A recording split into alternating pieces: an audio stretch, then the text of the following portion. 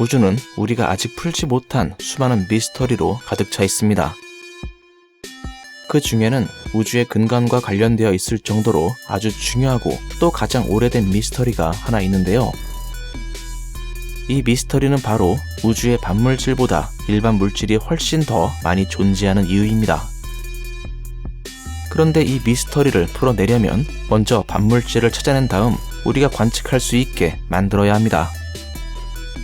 과학자들은 반물질의 존재를 입증하는데 성공했지만 지금까지 이들을 제어하거나 정밀하게 관측할 수는 없었죠.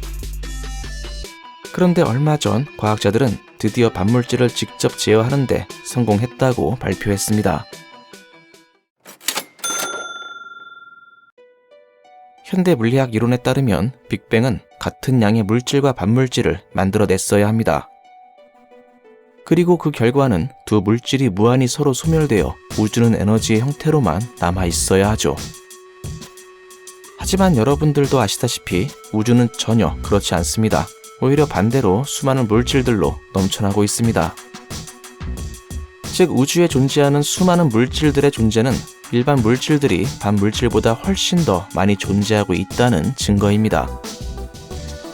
이러한 문제를 가리켜 중입자 비대칭이라고 하며 여전히 과학자들은 이 문제를 해결하지 못하고 있습니다. 일단 이 미스터리를 풀려면 가장 먼저 우리는 반물질이 정확히 무엇인지 알아야 합니다. 지금까지 반물질에 대해서 과학자들이 알아낸 사실은 반물질은 물질과 정반대 입자로 구성되어 있다는 겁니다. 즉 일반 물질에서의 전자는 반물질에서는 양전자로, 양성자는 반양성자 등으로 이렇게 반대로 구성되어 있다는 거죠. 그리고 이러한 입자와 반입자는 만나는 즉시 서로 소멸하게 되며 그 부산물로 감마선을 방출하게 됩니다.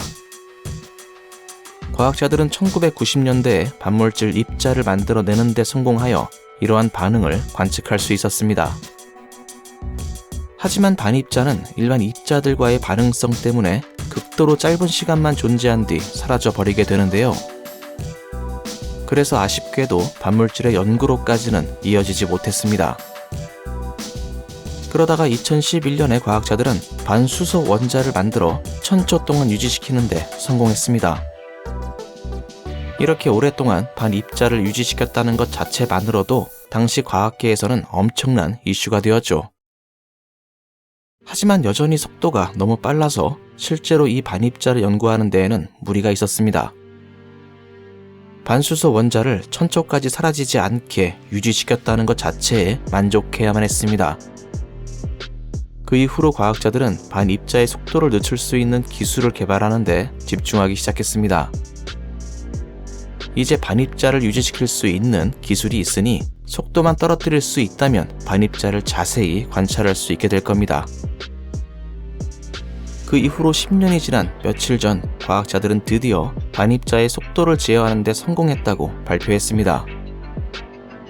반수소 원자는 일반 수소 원자와 마찬가지로 광자를 흡수하고 산란하여 운동량을 잃거나 얻을 수 있는데요. 이러한 효과는 빛이 적절한 주파수 영역 내에 있을 때에만 발생하게 됩니다. 너무 높거나 낮으면 광자는 입자를 그냥 지나쳐가게 되죠. 그래서 과학자들은 레이저를 이용해 반수소 원자가 이동하는 속도에 맞춰 광자를 완벽한 주파수에 맞추려고 노력했습니다. 그리고 약 12번의 시도 끝에 시간당 약 300km의 속도로 이동하는 입자를 시간당 50km의 속도 아래로 늦추는데 성공하게 되었습니다. 즉 전례가 없을 정도의 정밀도를 가진 레이저를 개발하여 반물질의 움직임을 제어하는 데 성공한 겁니다. 이를 통해 과학자들은 과거와 비교도 할 수 없을 정도의 수준으로 반입자를 살펴볼 수 있게 되었습니다. 뿐만 아니라 이 기술이 더 발전된다면 반물질의 속도를 더욱 늦춰 진정한 반물질의 비밀을 들여다볼 수 있게 될 겁니다. 반물질이 중력에 어떻게 반응하는지, 왜 일반 물질이 반물질보다 더 많은지 등의 오래된 비밀을 말이죠. 그리고 어쩌면 그동안 하나의 가설에 불과했던 거울우주, 시간의 역전, 그리고 반우주까지 찾을 수 있게 될지도 모릅니다. 무엇보다 확실한 건 반물질의 연구는 우주에 대한 우리의 이해를 근본적으로 바꾸어 놓을 겁니다.